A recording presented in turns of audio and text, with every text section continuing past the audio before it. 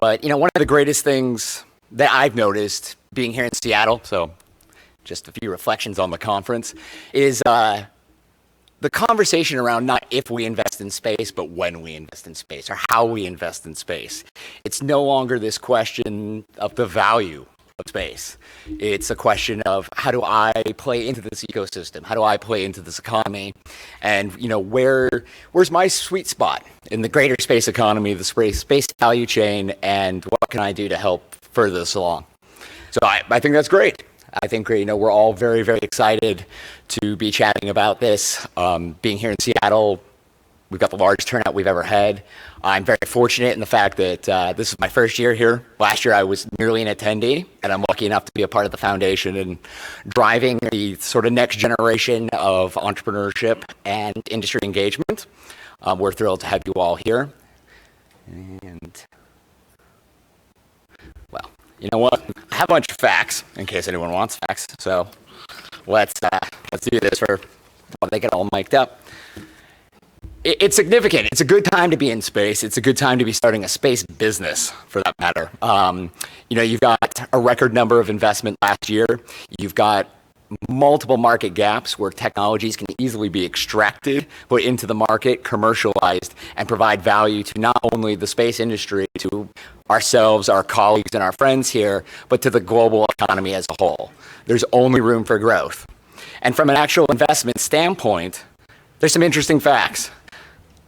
803 are the number of VC firms in existence. There's over 1,200 funds, and the number of VC funds raising money in 2014, the last time this set of statistics was really updated, was around 250. That's significant. There's a lot of money out there, but they're not just looking for investment in the new space industry. They're looking for investment in energy, in analytics, in data, all things that can help us. So we're excited to be a part of this growth. We're excited to have a great panel coming up shortly, and you'll hear from some good viewpoints. I think they're ready. So if you guys want to head up here, that'd be great.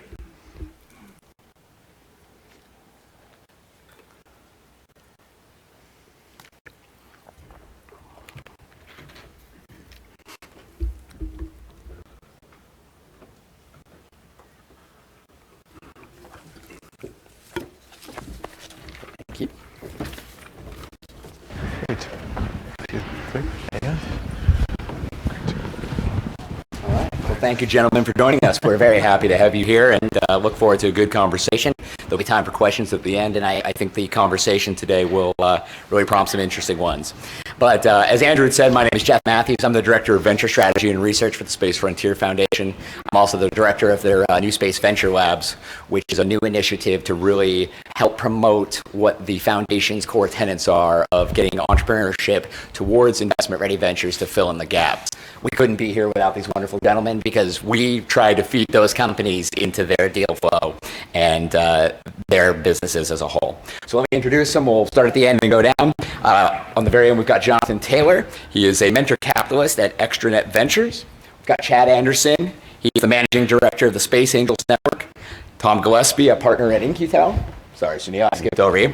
And Sunil is the vice president of Bessemer Venture Partners. So why don't we go, Tom, why don't you start if you want, and just tell us a little bit about what you're doing and where you're from. Okay. Tom Gillespie, In-Q-Tel. Excuse me, I work as a partner in the investment team at In-Q-Tel. We're a strategic investment fund that works for the U.S. intelligence community primarily, a little bit with DoD and Homeland Security as well. And we put money to work investing in commercially oriented companies to bring them across over to serve intelligence use cases as well. So with a little bit of money, we take a commercially focused product and solve a challenge for our customers. We work with about 10 different government agencies. We're not part of the government. We're set up as a nonprofit government contractor effectively. And we put about $500K to $3 million to work in any given transaction. And that's a combination of equity investment and also development. So we'll ask a company to take what it's doing commercially, and over the course of a couple of years, typically, add a few things to it and meet the need for us as well. We're relatively new to space investing, but excited about it, and have done a few things over the course of the last 18 to 24 months. But it's a very exciting sector, and we're looking forward to being part of it. Thank you very much. Sunil? Thanks for having me here, Jeff. My name's Sunil Nagaraj. I'm with Bessemer Venture Partners. Personally, I'm a huge space and astronomy nut. Always have been since I was a little kid.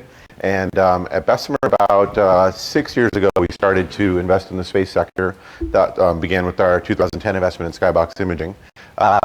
In 2014, when that company was sold to Google, we all started to realize that space feels like what we invest in primarily, which is tech. In Bessemer, we were the first investors in Pinterest, some of the largest investors in LinkedIn. Twilio went public today. We were the largest investors there. So we mostly do tech, but because Skybox and the characteristics of how quickly it grows and how little capital it needs, got us really revved up on space. So since then, we've invested in 2 more space companies. In December 2014, we invested in Rocket Lab. And then in June 2015, we invested in Spire, a small sat constellation. So hoping to invest in more and more space companies and also help out the ecosystem where we can. Thank you very much. Chad? Thank you. Very happy to be here. So Space Angels Network, I think you've heard from a number of our members and portfolio companies throughout the last few days. So I'll try not to repeat the things that you've already heard, but we are a global network of accredited individual investors who invest specifically into space companies. So we've been around since 2007, way back before there was a whole lot of entrepreneurial activity in the space sector, and we've been growing with it. And we've done 33 companies, invested in 33 companies to date. You saw on some slides earlier that we've done 4 this year. We've got a couple more that are in the process of closing. And so, yeah, and we just, we just broke 200 members, 23 countries in this last week, and I think we've got 15 new members just this week. So the growth is really exponential. We have a footprint in most areas where there's space activity, and it's just really exciting to be part of this sector and seeing it all come together, and being in Seattle where there's been a fantastic turnout and a great conference. Thank you very much. Jonathan? Yeah, hi, Jonathan Taylor. I started off life as a software engineer and amateur space geek. I was at the first shuttle launch and about half the launches after that. And after a while on the software side, I accidentally got better at transactions than I was at coding. And along the course of some companies that I started, I had acquired 17 companies and sold 8, and eventually figured out that that had more value than writing code, at least for me.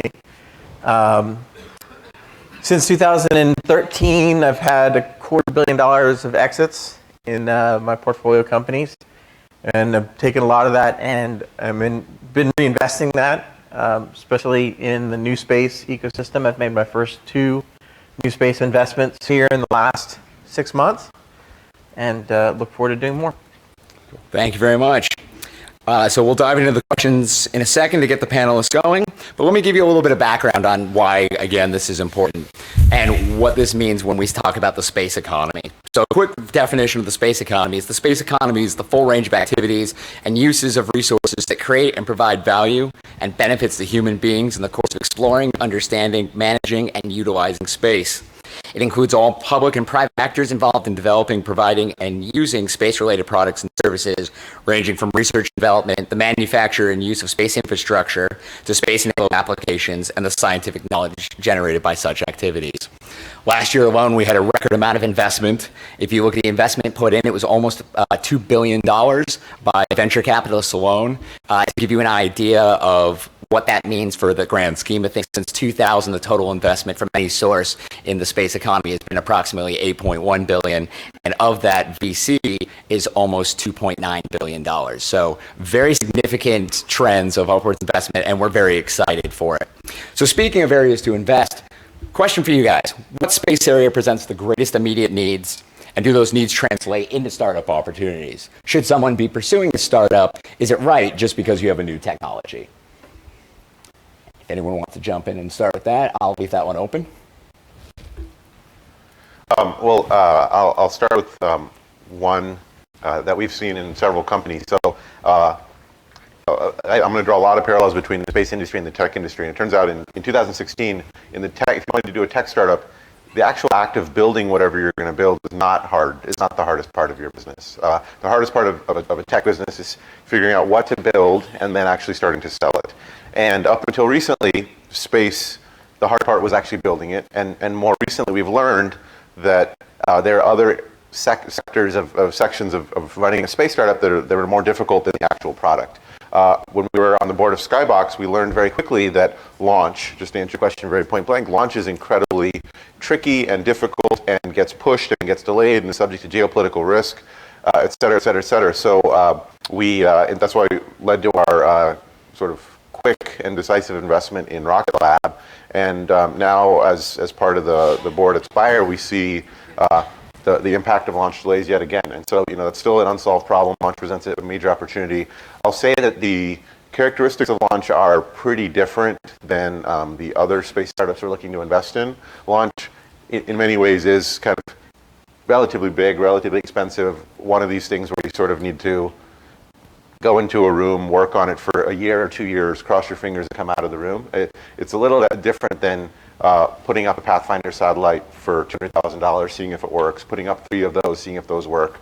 Those are the kind of business we prefer to invest in. But for the moment, launch is it's totally a bottleneck, and there's still nowhere near enough capacity coming online to meet that demand. Thank you, Sunil. Jonathan, I'd love to hear from you on that topic about what you think presents the greatest immediate need, considering that you are a more recent investor in the sector. Yeah, so launch is definitely the tip of the spear. It is the single biggest challenge for the industry to solve. There's a lot of interesting things that come out of that. If you think about literally climbing out of the gravity well, like once you get out of the well and you're on the sort of gravity plane of the solar system, all the opportunities are open. We've got to get up out of that gravity well cost effectively. After the tip of the spear, the thing that I have really seen is the ecosystem that needs to be in place around, I would sum it up and say, look, at the tip of the spear is launch and satellites. I mean, I love manned space. I think that's great. I look forward to some civilian manned space in our future. But, the numbers from an investment perspective are kind of hard to work out today. And I think that will change. I think that's inevitable, a point I'll bring up again later.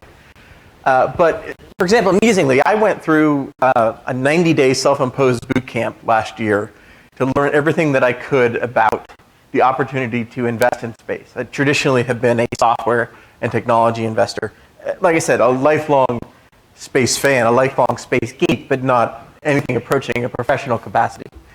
As we went through that, Guillermo Solman and I, we would keep coming back to this thing where we would have these conversations with companies which were embarrassingly amusing whenever it came to the point where we're going to talk about software. Right? And this is not a problem that you find just in space technology. You see this anywhere. Anywhere you get a bunch of guys, women, Americans, others together, and they're sort of focused on hardware, like software becomes this crufty afterthought. And we literally had one meeting where we were like, so what are you doing for software? And the team was sitting there going, what's the name of that intern that's working on the software? What is that guy? Is it Alan or Edward? What was his name? Software sort of becomes this afterthought in a hardware-centric world. And so much about space has been a hardware-centric world. So a lot of where I've been looking, where we've been looking, is where there are software and service opportunities within the NewSpace ecosystem to support the tip of the spear. I mean, the tip is great. We're not investing there because it can tend to be, high dollar, higher risk situations. But I think there's an enormous amount of ecosystem that has to get filled in. If you look at the potential launch manifests for the next 5 or 10 years, the amount of ecosystem that's going to need to be in place to support that, not just launch, just support it, all the components, all the software, all the systems, deal with all the complexity is enormous. So that tends to be an area where I'm really looking for opportunities. That's a great and very valid point, especially at this time. Tom, love to hear from you. Yeah, so I'd echo the comments about the ecosystem. We've looked across a number of different areas. I think probably for us, as a strategic investor, we're looking at 3 primaries right now. One is launch, one is constellations in general, so of all stripes, and then one is content analytics. So what do you do with the information coming off these sensors? How do you turn it into something that's usable and sellable, ultimately? So those are kind of the 3 areas we've mostly been looking at. We've also looked at different component types of investments. mission management, some other things as well, but those are the primary areas for us. Thank you very much. Now, Chad, in your position, you see a lot of very early companies, being part of the angel network. What about you? What do you see that's coming down the pipeline and that might represent an interesting area for opportunities? Yeah, it's really similar to what everyone's said. It sort of depends on what your time horizon is, I guess. We showed earlier in the keynote, Joe talked about the way that we look at the market and the three broad segments, and then the verticals that go underneath those. And the near term, immediate term opportunity is definitely in those markets that exist today, and all of that's coming together, and there's all those opportunities now. And we've got sensors up there, and how to create that full solution for the customer, how to bring the data down, how to make it useful, all that other good stuff. But we're seeing some other very interesting stuff, in the other markets as well. And that's really as, an early stage seed investor in space startups. We have the luxury. We're looking out, at those really interesting, longer term markets and getting involved in those really early. So, we're very interested in the infrastructure, the transportation systems to the moon, what that means for the eighth continent, and the growing demand in utilizing an asset like the moon. The infrastructure that it takes for you to get there, to communicate, and to build that, the cislunar and the lunar ecosystem, is very, very interesting to us. And then, how you use that as a launch pad going forward into bigger and better things. Fantastic. Thank you very much. One of the comments that I heard both Tom and Jonathan say was, software data analytics. In 2014, just for some reference, about 41% of the venture capital investments were deployed to software products or, software industry-related companies, compared to a 5% market share that included industrial applications, energy applications, and aerospace.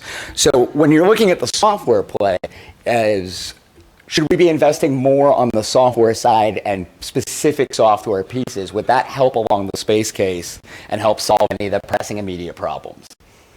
Tom, I'd love to hear from you. Again, it's part of the ecosystem, right? Mm-hmm. So there's a balance in terms of how much you're going to focus on that, but I think it's going to be part of the equation because it's depending on which aspect of space you're talking about. For us, as a strategic, it's there's a lot of Earth observation, remote sensing aspect of this, and as you're thinking about that, you got to be able to create something useful on the back end. So that's why it's part of our equation. Absolutely. And Jonathan, you had mentioned software too. Any thoughts on how those two industries can play a little more together? Yeah, you think about the sort of infamous quote, Mark Andreessen, about software eats the world. And, the sort of parallel that every company is a software company. That is absolutely true in our industry. You just, for example, think about SpaceX, Blue Origin, and all the rapid testing that they're doing, right? SpaceX launching and then testing, attempting to land on barges and land on land. When they go from one launch to another, they're not re-engineering the rocket. They're not changing significant mechanical components of the Falcon 9. Between all those landing attempts, very little hardware changed. What changed a lot was software. Was taking the data that they gathered from their analytics on these attempts and go, oh yeah, whoops, no, we shouldn't throttle up that much at this point in the stage. We need to throttle up more. And they didn't have to go re-change an engine bell, redesign. They just went in and changed the software. So I think software is in any industry, is about the singularly most important thing we have today, right? We don't tend to solve most quote-unquote hardware problems by putting in new metal. We tend to solve most quote-unquote hardware problems by changing software. So I think you've got it both in the existing agenda of the industry and then also, again, in the surrounding ecosystem and the opportunities for analytics, for taking all the data coming from all the new satellites, for taking the data that are coming from launch systems, building solutions for them. Right now, most of that software is one-off. That was the trend that we found as we sort of toured the industry, literally and figuratively, last year. Lots of people doing the same thing, but one-off. And it very much reminded me of what you would see sort of pre-PC space and technology. Right? So like mainframe era, custom systems, not standardized software. So yeah, I think my opinion, and I may have a bias coming from a software world, I think that software is the foundation of almost all of this. Well, I'm very glad to hear that because I started a software-related company last week. It's not space, though. That would be fun. So, we've got an interesting panel here that have very different investment theses and oftentimes see companies at different parts in their fundraising life cycle. So starting with you, Chad, since you tend to see the earlier companies, what does your investment thesis look like for the space economy, and where do you look for investment opportunities specifically? Yeah, I think it's really similar to, we look in terms of timelines and things. I think it's very similar to, what a VC or an institutional fund would look for. I mean, we're looking for companies that can provide, returns in a 5 to 7 year time frame. The types of companies that are really attractive to us are the ones that have really, really big, bold visions and borderline, sometimes crazy, that have fantastic teams behind them pushing them forward, and have figured out a way to, to fund those technologies through, probably terrestrial sort of revenue streams, right? So that's very interesting to us. I mean, we have a roadmap that goes from here to Mars, right? And we focus very much more on, the area where we think that there's returns in the 5 to 7 year time frame. But yeah, I mean, there's tons of opportunities, from here. Thank you. Yeah. And Jonathan, since you're, again, earlier investor into this, more so from time, having recently made 2 investments, what does your investment thesis look like, and where do you look for opportunities? Yeah, I really do not invest in ideas or products. I invest in teams. And many VCs, many investors will tell you that. We invest in teams. That's what we're looking for. I've talked with almost all of them in my pre-VC career, and I'll tell you that my experience with almost all of them was sort of less time learning about me than someone would spend in a job interview, and then, oh yeah, can we get back to that spreadsheet about your financial projections for another 2 weeks? You really want to talk about that? So there's a lot of sort of lip service about investing in teams. I think very few firms really have gone all in on investing in teams. We've spent 3 years building what we believe is as objective a process as you can build, and actually measuring the strength of a team, looking for the fundamental attributes which should lead to success over time, whether they have to pivot, whether the original business plan holds true. So yeah, we really focus on that. Our thesis is if you find the right people, if you find the right team, we don't really like the sort of individual founder. We'd like to see at least a sort of atomic-sized team of 3 people to start. If you find that right team, they'll pivot, they'll find their way to success, they'll battle through whatever the challenges are over the years to come, and get you some good returns to some great returns. So that's really what we're focused on. Fantastic. And Tom, what about you? Yeah, I mentioned we've become more active in the last 18 to 24 months. We've stood up a challenge lab called Cosmic Works as part of In-Q-Tel. And if you go to the Cosmic Works website, you'll see that we've got an investment architecture on there that touches in fairly good detail on what we're looking for. And we're trying to fill out each part of that right now. We've made some progress. I think in some areas we'll probably double down because they're so important to what we're trying to do. But that's really the core of our investment thesis. In terms of stage, again, we're strategic, so we got more flexibility. So we can do seed stage, we can do ABC rounds, et cetera. It's really, what do we see in the opportunity? Do we have an end customer we think that'll support the deal? And can we get there with the team and the opportunity? Fantastic. And for those that might not be aware in terms of physically where you look for investment, especially because you're doing this, on at least for the U.S.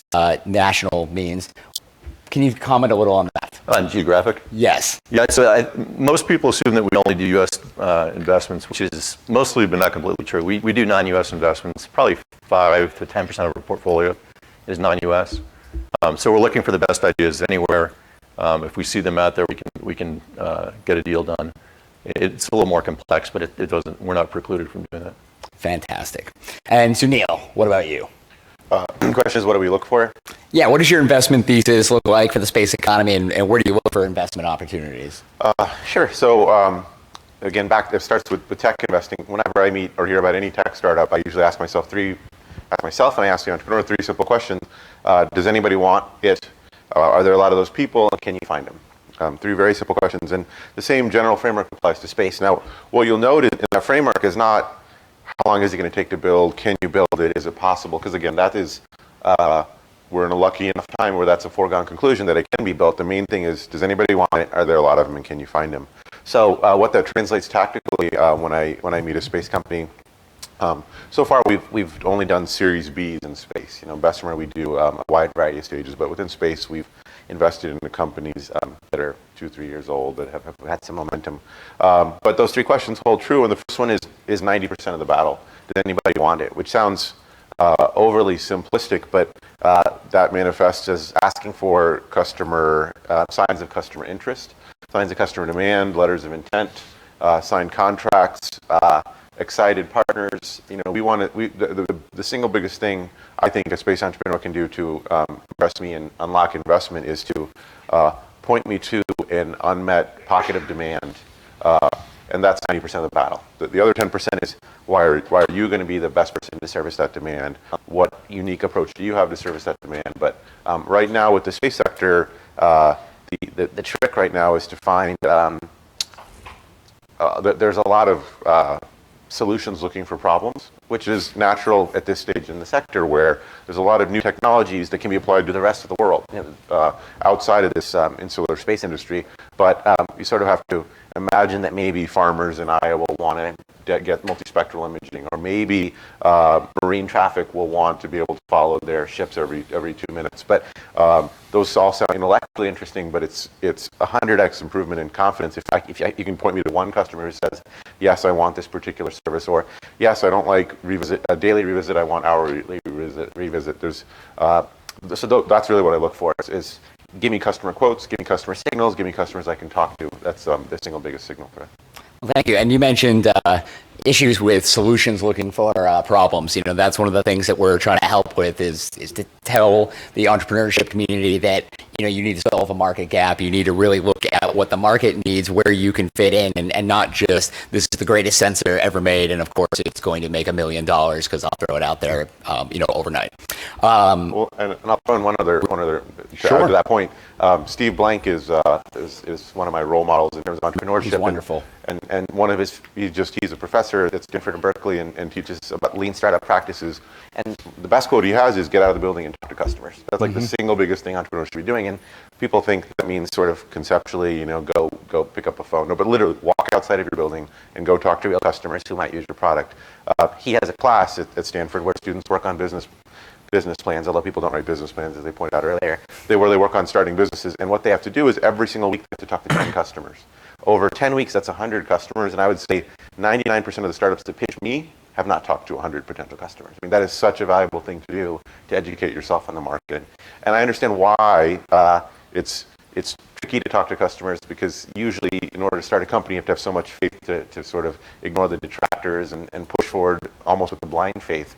But that needs to be informed by lots of real input from real customers, not your friends, not professors, not analysts, but like real actual people who might actually buy your product. So I would recommend everyone poke around and Google Steve Blank if you want to follow more of that stuff. I would second that, and someone maybe we'll start a Kickstarter for Get Out of the Lab, go talk to some people that want it T-shirt. Bessemer sees quite a bit of investment, across multiple sectors. Is there any sector that you can point to that actually does that better, where they come in with a much larger identifiable customer base? Within space or? No, across the portfolio. Like what other sector could the entrepreneurs learn from? I see. A lot of consumer internet startups do a significant amount of market testing, and market testing is this big fancy word. Tactically, what that means is they can go to Google, use Google's AdWord tool to figure out how much it costs to buy an ad, And if they were to purchase that ad, they can put up a landing page and see what the conversion is. So now they know what their user acquisition cost is. And they can do that with 15 minutes and $20. And that is an amazing thing that is possible, was not possible 10 years ago. So they will test the demand, they'll see what the volumes are, they can look at Google Trends to see how many people are looking for photo retouching on mobile, for example. And so that level of market signals is tremendous. In consumer internet, you have so many potential users. Most space companies, you're talking about 5, 10, 50 customers. You're not talking about 5 million customers, so it's a little trickier to get that signal. But if they can look for lean startup practices around consumer internet, sometimes it's called smoke tests, sometimes it's called agile, sometimes it's called A/B testing. Those practices, the more they can be filtered into tech companies, the better. Space companies, the better. Fantastic. And Chad, do you see that being an issue for some of the early stage companies that you see, that they haven't done enough market validation?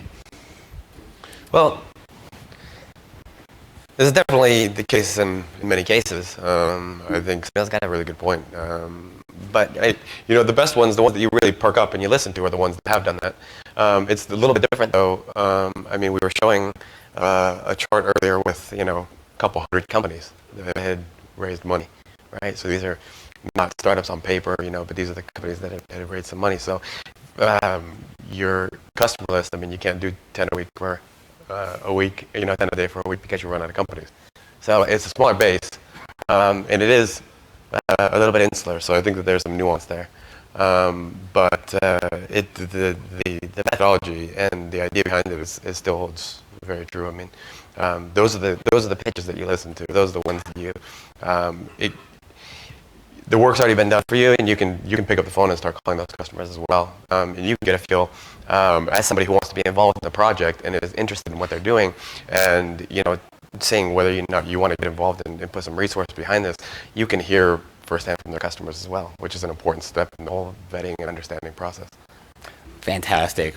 So the commercial space industry is not new, nor is it a new concept. So I'd like to explore what has changed to make space suddenly more attractive from an investment standpoint, and what we can do to attract more investors in. So I personally know that I got interested in space because my grandfather helped put people on Mercury. It was an easy thing to listen to the stories and share in that passion. But I promptly became a finance major. I wasn't going to be an engineer, and I've completely wanted to get back into space from helping an entrepreneurship perspective, but I've yet to find my sweet spot to create my own space company. But when I'm ready and when it's time, these are the people that I'm going to go to. So what can we do to expand the pool, and what makes it space more attractive? And Jonathan, I'd like to start with you.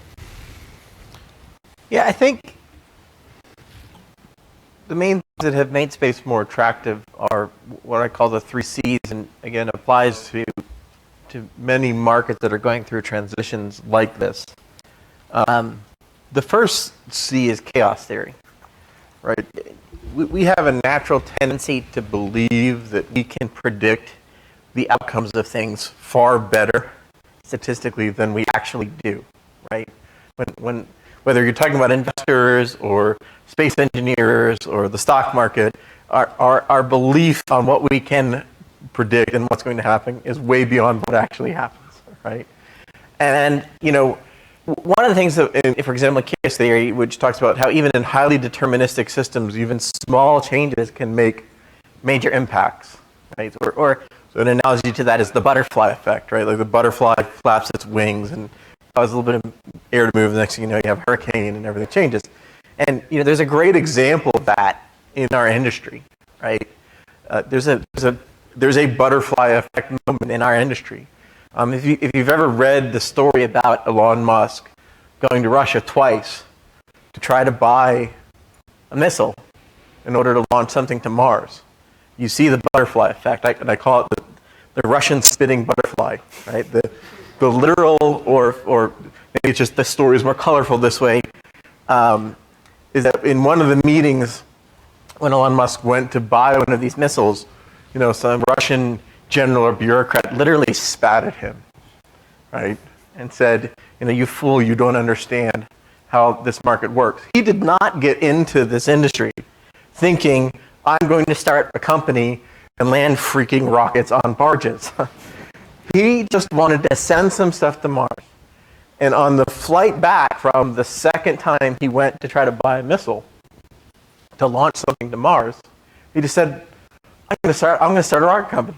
I'm just going to do it, right? So just think about it. If that general or that bureaucrat hadn't have said, no, you foolish American capitalist boy, this is not how the space industry works, odds are he probably never would have started SpaceX. Can we predict that in any form as investors, as entrepreneurs? No, we can't predict these sorts of things. So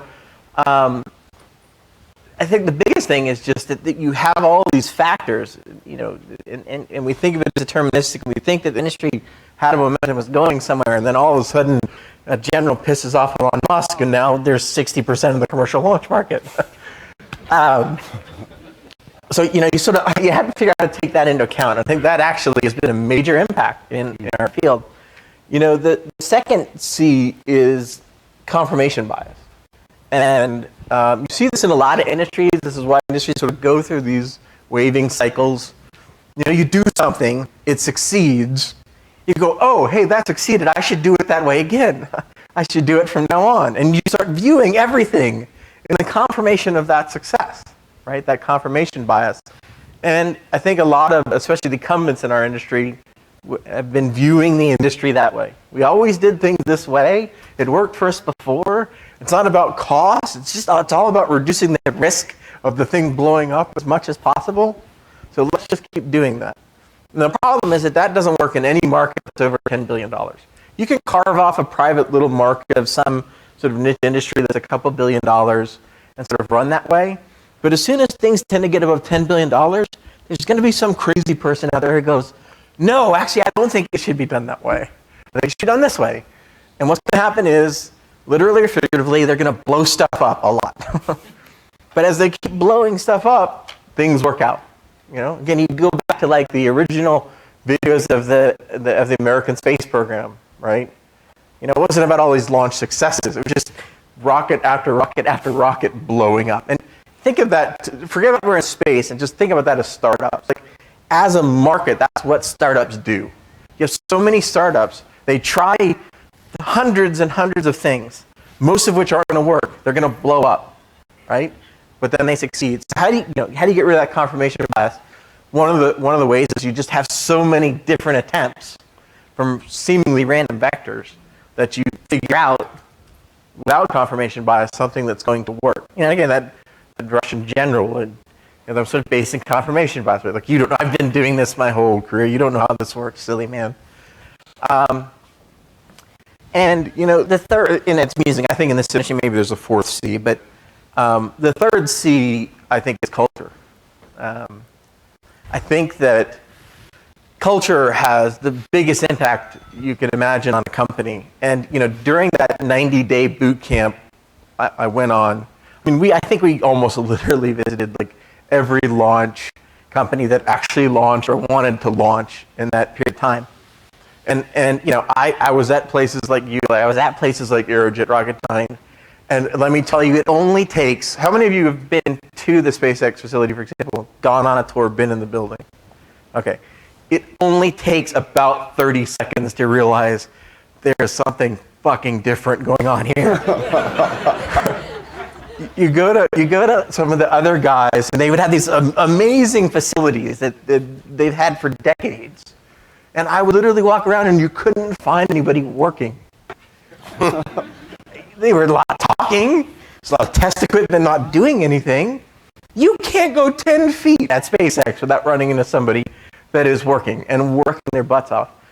There is a cultural change that is coming to this industry. There's a cultural change that we are very much in the middle of. I was at another conference, which, let's say it's not the new space conference, it was the newish space conference. You know, it was sort of new space, but then a lot of old space. And there was a gentleman there, sort of symbolically out of, you know, an old cartoon. You know, I would have gotten away with it if it wasn't for you meddling kids. Who stood up and said, you know, SpaceX and Blue Origin and all these companies have invented a thing. We talked about doing all of this stuff 15 years ago. Yeah, but they're doing it. They're not talking about it. They're taking the risk that things are going to blow up. So I think that these things have all come together in the space industry, these three C's. The fourth C that I add to this industry is Congress. Space, unfortunately, is not something that you can break up into nice 4-year chunks and then completely change your strategy every 4 years and expect it to work out. I just recently I was reading up again about VentureStar. If they had just let VentureStar blow up a couple times, if they just said, fine, a carbon composite tank is going to work, let's try the aluminum tank and figure out where to get weight. VentureStars might be launching every day at this point. But the political support wasn't there, Congress, White House, et cetera. So I think you do have that sort of fourth seat in the space. But I think we're seeing change there. I think Congress is finally coming to where we're saying, okay, this is sort of inevitable that this world is changing. I think all of those things coming together is really what is driving opportunities for investors and for entrepreneurs today. Oh, absolutely agree. I'm going to make a note that next year we'll actually put the loop of the rockets exploding up on the screen. A little bit of side entertainment. There's a 5-hour mix on YouTube if anyone's interested. There is. You mentioned, we'll come back to that topic in a second because I do want to hear from everybody else, but I'd like to chat for a second. You mentioned confirmation bias, and one of the things that we have seen is we've seen immense success from some of the CubeSat providers, especially Planet Labs and definitely Skybox. And I go around the country and talk to people in the innovation hubs and early stage entrepreneurs, and they say, we want to be the next Planet Labs, we want to be the next Skybox. And they have, maybe an interesting sensor, and they definitely have passion, but it's an incremental change from what is, might be actually out there on the market compared to these other companies that are in orbit and currently monetizing their services. Do you think that there is confirmation bias in terms of what people from the entrepreneurship perspective view as an opportunity? And Chad, why don't I ask you that, since I think you see probably a lot of companies. Sorry, so the question is there confirmation bias on, sorry? So is there confirmation bias on Planet Labs did something successfully, I should be the next Planet Labs, but just a tad bit better? Because we tend to see that. Well, that's the easy route. I mean, yeah, there's a lot of people who take good ideas and build upon them. I think that, new entrepreneurial ventures are just a recombining of the best aspects of other ventures that they've seen or that they've, learned from. So I think that there's a lot to that. I think the most successful ones are the ones that are, doing something really big and ambitious, and have found a neat combination of those things. And so, is there a direct correlation to how much recombination to the success or to the success of the company or the ability to raise capital is, well, I don't know if it's a direct correlation, but be interesting to look at.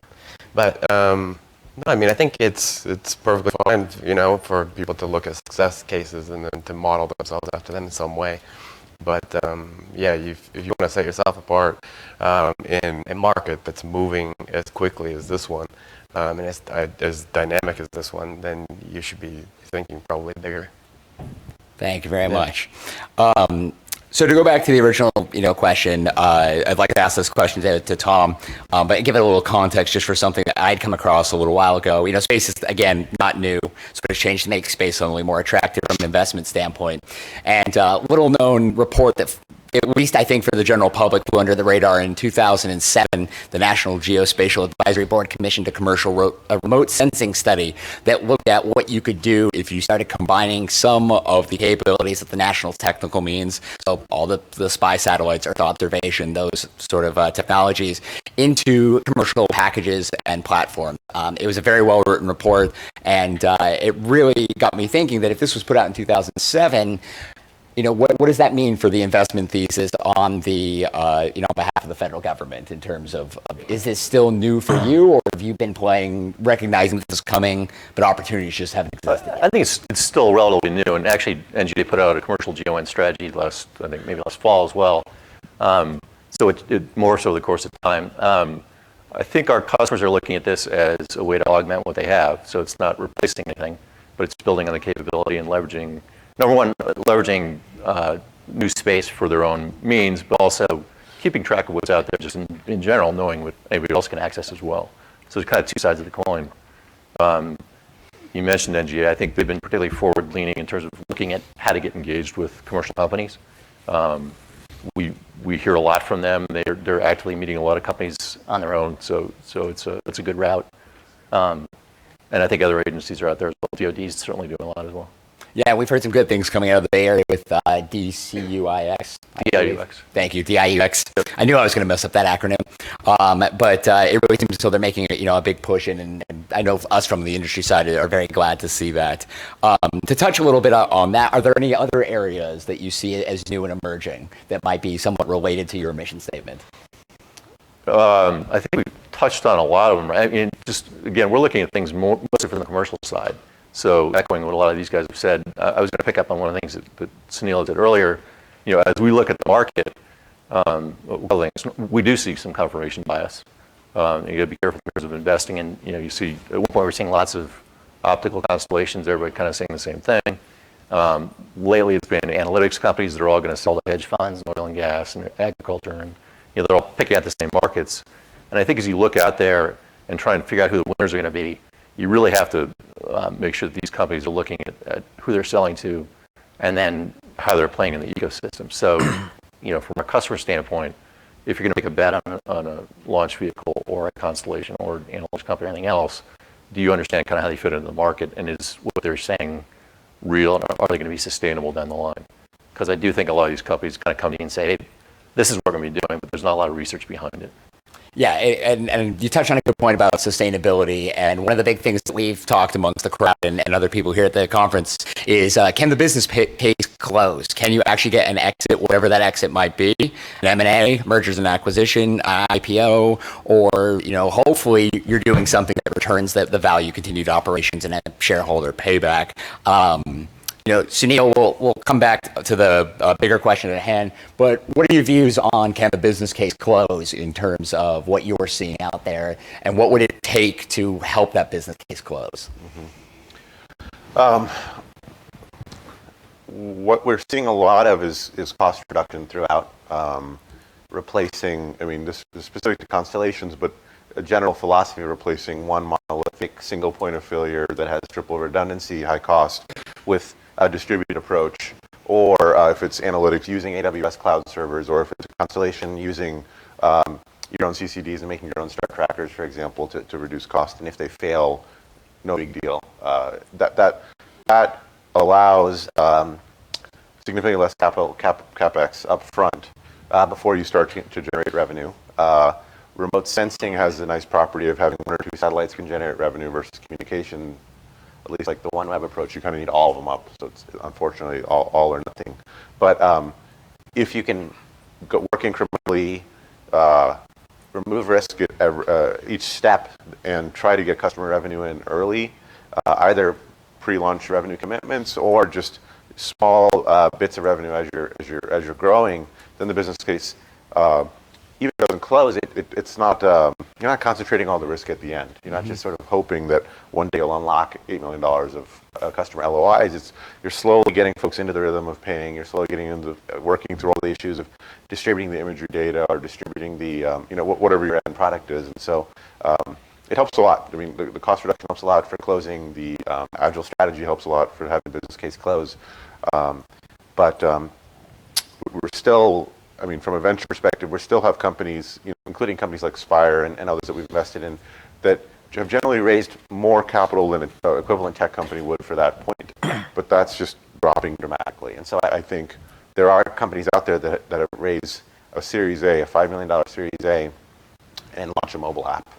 Or they raise a $5 million Series A and literally launch 2 or 3 satellites into orbit. And that's amazing that it's sort of neck and neck. And I think this one still has a lot more room to fall to get even cheaper. So the cases are closing, and they're going to close more and more. So thank you. And back to the larger question, space industry is not a new concept. So what has changed to make it suddenly more attractive from an investment standpoint? You talked about the cost being driven down, and I think that's a huge deal, and really makes it more attractive. But what other trends are you seeing? It's fun when we pick on old space because we're not dumb, they weren't dumb. It's just that because of a lack of commodity parts, and that yields a culture that's really risk averse. So no one better make a mistake.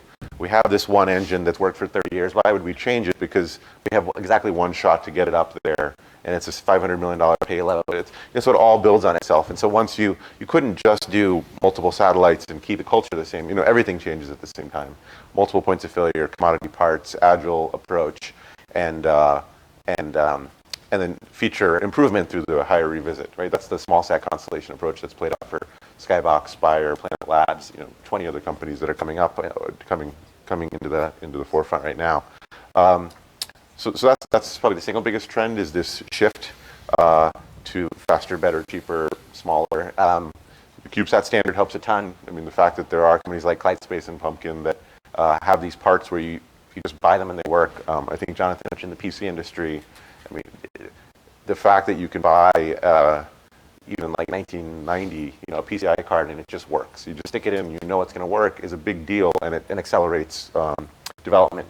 There's a company, Cubos, that's building open source software for satellites, and so like the idea that you now buy a non-technical person could buy a bus, a 3U bus, could buy these parts, could buy a ADCS system, could buy a power bus, and could run Cubos on it. It means you don't have to worry about all the technical energy. You can worry about the bigger business plan and how to integrate things and how to innovate on different elements besides the technical. You get to sort of abstract away the complexity and work on higher level problems.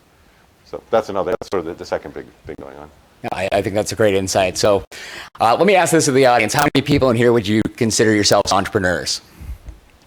All right, so I need two of you. We're going to start a cheap company. It's going to be software defined, and we have to be agile and fast. All right, that's what I took away. So being that this is emerging businesses and risks and opportunities, just open question to all of you. What are we missing? We just started this company. What's their products? What isn't being discussed amongst maybe the investment community towards entrepreneurs, or that we're not discussing amongst ourselves that would really help us out here? There's a saying, there's only two things that kill startups: founders and money. And it's very true. I've seen many great startups die because the founding team couldn't get together, couldn't gel, ended up with some big fight, went separate ways, etc. I think that, first off, the act of sort of being one person and convincing or begging or borrowing or bribing or whatever you have to do, 2 or 3 other people to come along with you and take this huge risk to start a company is the first most important test of a business opportunity, right? Can you convince 2 or 3 other people to come along with you and to take that bet?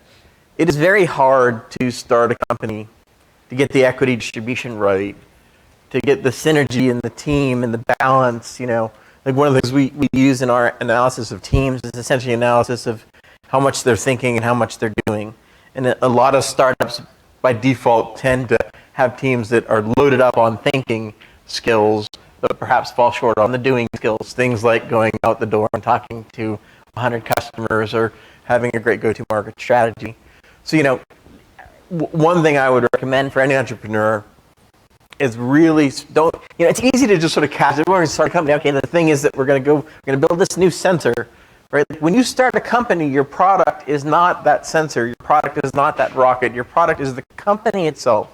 And you need to be thinking so much, especially if you're the CEO, if you're that sort of first founder, about how that product is going to be structured, right? How you're going to sell it, which is how you're going to raise money, how you're going to exit one day, how you're going to divide the equity up. So the one big thing I'd say is I've seen so many companies that are sort of built defective from the beginning, and then that comes back to haunt them. They fall apart in some way, or there's some ugly founder walking out slamming the door scene. Spend some time at the beginning of the process, talk to mentors, talk to great attorneys in the industry, talk to friends and associates who have been through it before, to really figure out how to start the company in a very healthy and holistic way. Among other things, that makes it so much easier for all of us to invest. When we see weird structures or weird documents from when the company is first put together, just like, I know everyone's like, oh, geez, what are we going to do about this? What the heck is a Texas LLC anyway? Do they have LLCs in Texas? I didn't know that. But there's sort of checklists you can go through. So I think that's one of the biggest things. Get your founding team right. Equity itself is really hard, especially for a first-time founder. You want to be fair, and you say, I'll split it equally. It's never going to be equal. You're going to be sitting there afterwards going, that son of a didn't do as much as we did. So like how you prepare for that, how you incorporate that into your documents.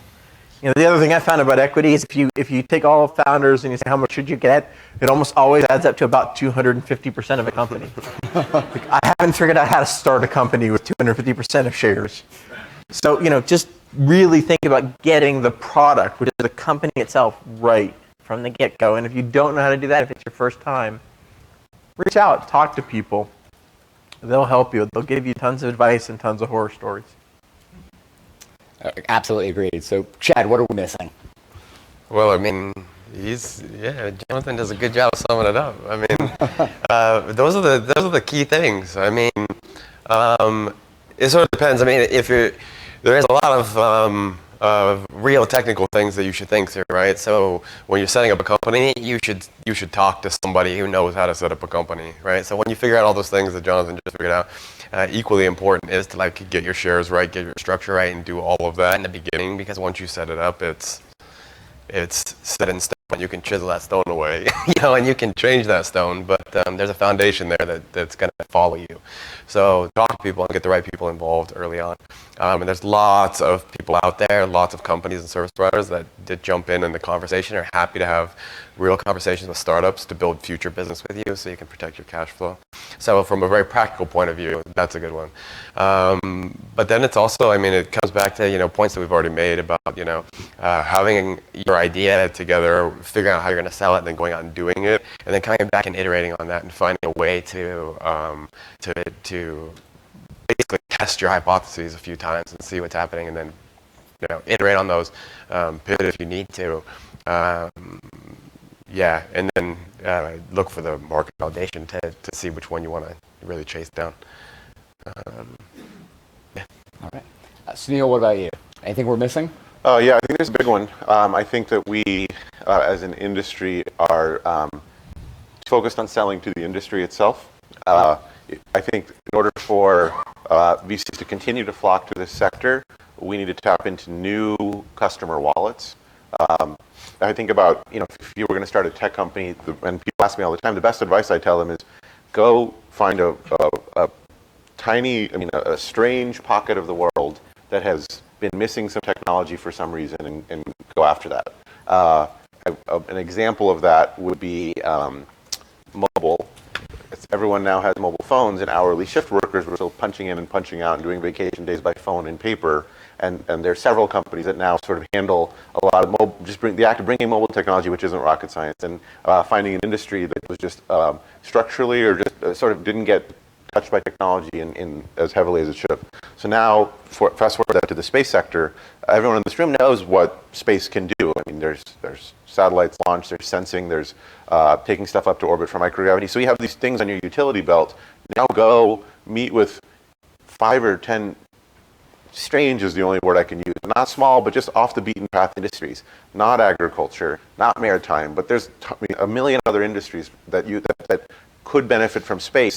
And don't just stop there by saying, oh, I bet hourly workers at fast food restaurants, the QSR industry could benefit from space awareness, and I bet they would buy it. No, do the final step and go ask them. Go on LinkedIn, ask anyone here to connect you to somebody who works in McDonald's corporate to see could they benefit from having better M2M tracking of their food in delivery. And would a high revisit satellite constellation help that? But repeat that over and over and over, and the stranger the industry you go for, the better it'll be. The potential, the bigger improvement you're going to offer them by bringing them these items on your utility belt that come from the space sector that they never would have had otherwise. And in doing so, you unlock a massive new market. You're not fighting over the same $1 or $2 billion of remote sensing revenue back and forth. Fantastic. And Tom, what about you? This may apply to perhaps later stage companies, but are there things on the regulatory policy side that might get in your way? So as you put your business plan together, where's the sort of out of left field type of thing that could come from policy challenge or anything on the government side? So I think it's a moving target. Things will change along the way here, but right now, just to be cognizant of what's out there that might be a roadblock. And I think that's great advice on the policy side. And I don't think we see enough people be aware of that and what could change between now and when you actually get to the market. So there were a lot of hands that were raised. I definitely would like to give a few minutes for people to ask questions. But before we do that, so apparently I'm going to take 150% just to be a little better, as my founding equity. And, maybe we'll give 25 to each of the other two. So we're only at, 200? So we're good. What do I do to actually go and approach someone like you? Obviously, please don't give your phone number or your email out, here on stage. But when I'm ready and when things are good, what do we do? What's your best advice, for approaching someone like you, your fund, your company, and just quickly, down the line? Do you want to start, Tom? Sure. We're interested in this sector. We want to talk to a lot of different companies. I think for us, just be cognizant of which customers we serve and how it might plug into the mission that we're going after. When we talk to a company, we can figure out how to slot it in and say, okay, this might be relevant to customer X, Y, or Z. But if for example, it's an idea about going interplanetary or something, it's probably not relevant to our thesis. But if it's something that might plug into an intelligence community use case, then reach out. Fantastic. Sunil? In terms of how to reach out directly, here by email, whatever. In general, and the folks in this room are I think volunteering that they want to meet more space startups. So find us and reach out to us. Or you said don't give out email, so I won't. But normally I do. Just anyone should reach out. In the outreach, though, I'd say there's a couple general rules. One is be concise and short. Know who you're talking to, and in this case, you don't need to tell us that the space industry is a $100 billion industry growing at a 7%. Like, we don't need any of those slides or that paragraph in your executive summary. Keep it to one short sentence or two about what you do. I'll say myself, and I think most investors will agree with me, a lot of pitches, you're 30 minutes into the pitch, you still don't know what the company actually does. So if you can just distill it down to, we take pictures and sell them to people who steer boats so they can steer better. Right? That's a really, I mean that honestly. If I could hear that pitch, and then you can give me all the fancy jargon and the other context, but keep it really concise, because we see a lot of pitches, and the benefit of this is just to make sure that whoever you email will actually respond to your email, will get it quickly. You probably have 10, 20 seconds if it's cold outreach before somebody makes up their mind and sort of moves on or decides to open up your one attachment. That's the last piece. Don't send us 4 or 5 attachments and a bunch of articles and a bunch of other stuff. Just give it to a short. This is like the first date. So you just want to sort of get in, get out, make a good impression, and then set the stage up for the second piece, which final fourth piece of advice is don't sell past the close. So if you do have, if you meet one of us here and we sound excited and we're like, yeah, so let's set up a meeting, then you're sort of done at that point, and now you go set up the meeting. Don't just keep pushing. Just like there's a lot of parallels to dating. It'd be sort of continuing, and don't propose too early, and all those things. But we're generally pretty straightforward, and if you keep it simple, it helps a lot. Yeah, sorry for the long letter. I didn't have time for a short one. I'm hearing a lot of what these guys have said, and I think that to build on your points, Sunil, is that you're also demonstrating when you sell something, especially when you're introducing a new idea, and especially if you're doing it, in a crowded place or something like that, right? There's a lot of stuff going on. There's a lot of pitches coming across the desk. Being able to chunk it up into bigger and bigger bite sizes is very important. So having an initial sort of, very short, sort of concise summary of what you do, an expanded version that you can delve into is really important, because it's not just for our benefit or like to help have an efficient meeting, but it's also demonstrating your ability as CEO to sell your product and your company and everything else. So if you can effectively sell it to us, then it's a good indication you can probably effectively sell it to somebody else. So that's probably all I'd add. Exactly what you said. I think everyone probably has like a 5 or 10 or 20 minute. When I was an entrepreneur, I had like a 10-minute pitch. You should actually have a 10-second pitch and actually have a 1-hour pitch. But the 10-second pitch, very few entrepreneurs are comfortable doing that, but you have to be. But the 10-second pitch for customers or for investors, tactically, your 20-slide PowerPoint, there should also be a 2-slide PowerPoint version that you can send out. And the 20-slide PowerPoint, there should be one version that you present that doesn't have a lot of tiny words, and then one that you send that does have a lot of fine print that you can read through. So if you can separate things, then you can position it. And this isn't just because investors were lazy or anything. This is just a good way to sell when you sell to customers or partners or investors. Having different packages for different formats and venues and time frames is extremely helpful. Knowing your audience. Yeah. And Jonathan, to close, what about you? Yeah, I think very similar.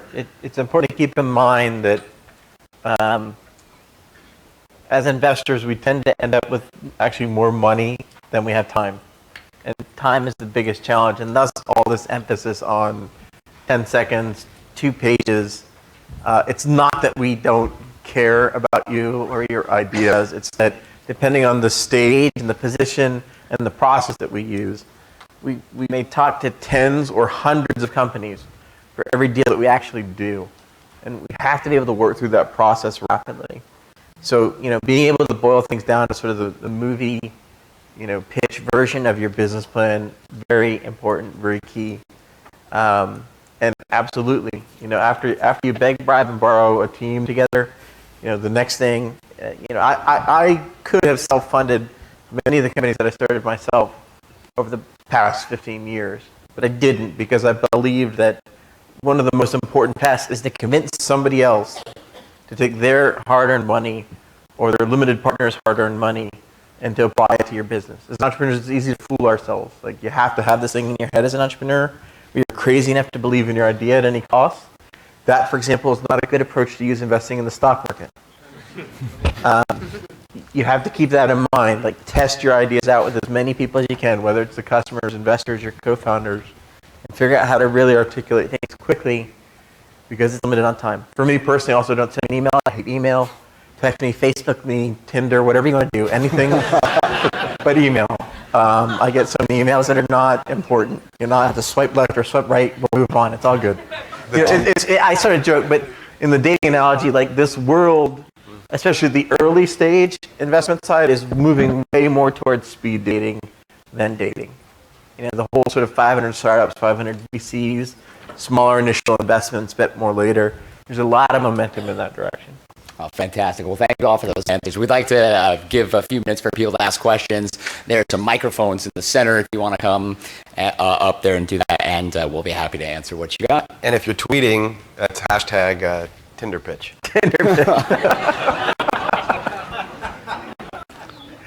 We should start that. That would actually probably do well. Yeah. Help me out, people. Hi. From the perspective of deciding how you're going to allocate equity in the beginning, have you or any of the startups you've worked with used the slicing pie methodology, if you're familiar with that?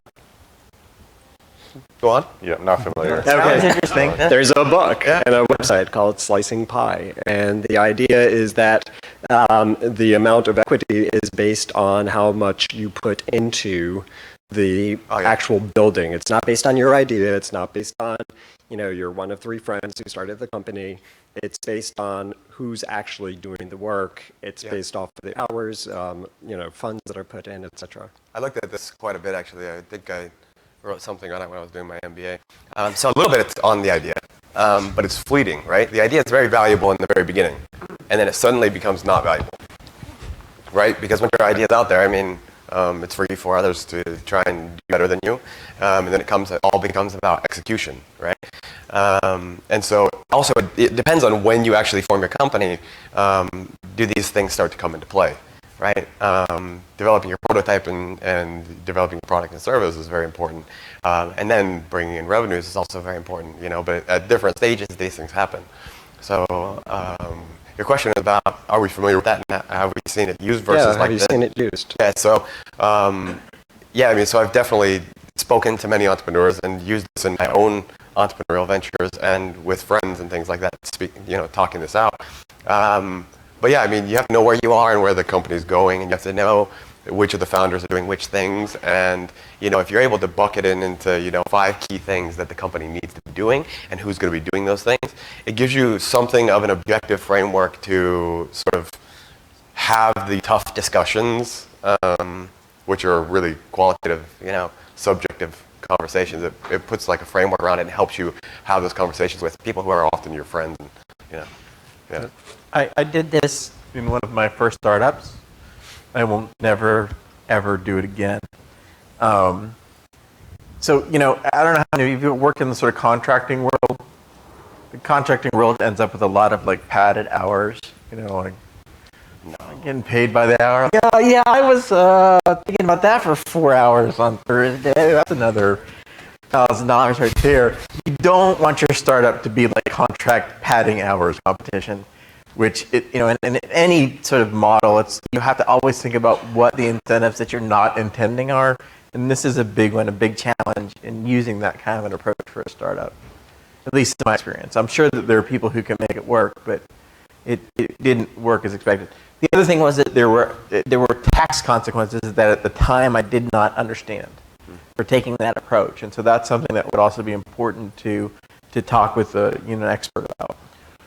So I haven't heard of that idea, but I'll throw out two other data points. Noah Mosterman, professor, has studied a lot of founder equity splits, and you should Google as to the rationale, but he talks about a 10 or 20% idea premium whenever founders are setting up equity. A more helpful mechanism for managing this, I think what you're talking about is sort of trying to manage it proactively up front, setting up a lot of rules. Vesting in general solves a lot of problems. And so the idea here is that even though you're founders and you started the company, it's your equity, you still so you and your co-founder both choose to vest your equity over 4 years, vesting monthly, maybe even with a 12-month cliff, so that if somebody quits after 2 years, they only get half of that piece of the pie they thought. They quit after 9 months, they get nothing. And so it usually comes up when investors show up, but it's even good even when it's just two people starting on their own, because it keeps each person honest and makes sure that incentives are aligned. And again, it'll handle a lot of the cases you talked about. And just to follow on that real quick, I not only will not invest in companies that don't do vesting for founder shares, I don't start companies that don't have that. So I have companies where literally I own 2/3 of the company. I do think that there's a bonus for coming up with the idea, also sort of bonus for highest risk money. So I have companies where I came up with the idea, I brought the team together, I put in sort of highest risk money, and still all of my shares, as the guy who started it, are subject to a 4-year repurchase rate. I think it's the most healthy thing that you can do when you think about how to do that equity structure. Cool. Thanks. Hi, I'm Britta Jacobs with the Martian Trust. I'm curious about your attitudes toward crowdfunding. Have you ever participated in a crowdfunding campaign? Have you ever invested in a company that has a crowdfunding activity as part of their strategic plan? Do you think crowdfunding could disrupt some of the confirmation bias that we were just talking about? I have strong feelings about crowdfunding, and I'll tone those down. I think crowdfunding is fantastic for philanthropic or not companies. No, I mean, there's from an investor's perspective, there's not a lot of information that exchanges hands, and I know there's a lot of things that are changing at the moment. With the new rules for a company to raise money, it's very expensive. And there's a whole, you'll be a startup company that's trying to do something and be agile and nimble and do all of these things, that we've been talking about doing. And now you have to build in like a regulatory reporting team. That's the first thing you have to do to it's basically like you've done an IPO, but you've done it at like a micro scale. So the reporting that's involved, I think, is going to be problematic going forward. And that's all sort of up in the air. But from an investor perspective, I mean, investors typically overpay. They pay much higher than and this is evidenced by follow-on rounds when they have a priced round with angels or something like that.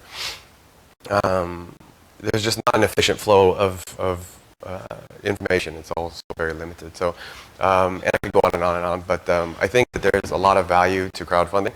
I'm not so convinced of it in terms of equity sort of financing. What about disrupting the confirmation bias, though? Having different kinds of mini investors. Yeah, I mean, we're already seeing crowdfunding sort of literally being used as a diligence stage.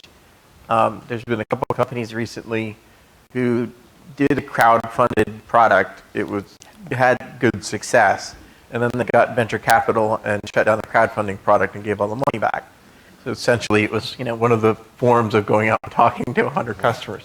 And maybe this was a way that they go out and talk to 100,000 customers. I think there's a lot of good things about crowdfunding. I have participated in crowdfunding products and projects and gotten some great stuff. I've participated in others and received a hole in the ground. It's very high risk, somehow perhaps even higher risk than venture capital, pretty amazing market. So I think if you are looking at building like a specific product right? Like you're going to build this gizmo or this luggage, or you want to make this jacket. I think that crowdfunding today is showing signs of success.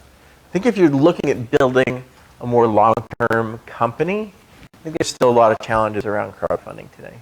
But I think there's two kinds of crowdfunding we're talking about. One is for equity, one is for like pre-launch revenue. Right. Very, very completely different, opposite ends of the earth. In terms of generating revenue or customer commitments before launching a product, I think it's a phenomenal signal. I've been banging this drum of customer signal. Tile, the little lost and found white thing. I led our seed investment in Tile when they had $8 million of pre-orders through their self-starter, but basically the Kickstarter project. So that's awesome. And then we just led the Series B round last week. So that's a really, really good signal, especially when and it puts to bed all of the concerns of do people want it, do people want this price point, do they like your description, are you able to sell it? All those disappear. So that's really helpful. I struggle with how that applies to space. I know Planetary Resources at some point did one that was I guess they should at some point comment as to why they did it. But that was great for generating awareness. This whole selfie with an orchid, the photo looking back at you. So it's great for generating buzz. I don't think that shows signal that there is economic value in asteroid mining. Sort of an intermediate step. But I think in general, it's a great way to test markets. Yeah, and I think like Tile, right? Because it was about a very specific thing initially. I think that's where crowdfunding is phenomenal. Yeah, Agreed. I think these more, like the Planetary, so we have a company, we're going to do this one thing on over here, and it's in crowdfunding. I think that's a little challenging. And in terms of the equity, yes, there are regulatory changes that essentially would let you crowdfund actually fundraising, not like pre-purchasing a product. Everyone I've talked to is really sort of sketchy about avoiding that. So, I had conversations with my attorneys about it a couple of years ago when these sort of things first came about. And, their position was, yeah, like the law's on the book, but there's no court precedent on what's going to happen when things go wrong, so we're not touching it, right? So, maybe down the road, maybe in 10 years when some of these sort of equity crowdfunded structures have blown up and there's been the lawsuits and the court cases have been established and there's precedents, maybe people will be more attractive about approaching it, but not right now. Fantastic. I think we got time for one more quick question from you, sir. Hi, I'm Parminder, founder and CEO of RoboDub. It's a robotics and a drone company. So my question is, how late in the game I can still bring a co-founder to the company? Is it 6 months, 9 months? Because I'm bringing somebody who's a marketing director at Samsung and T-Mobile for marketing purpose in my company. So he's asking for a co-founder status, and he's putting money into the company as well, plus he's bringing the value to sell our product. So I'm struggling with that. Can I still give him a co-founder status? And he's bringing a lot of value. He's bringing other investors, plus he's investing his own money as well. Never confuse marketing with reality. Being a co-founder is not a legal term. It's a marketing term. You can bring on a co-founder whenever you want, honestly. Okay. All right. Thank you. All right. Well, thank you very much to our wonderful panelists.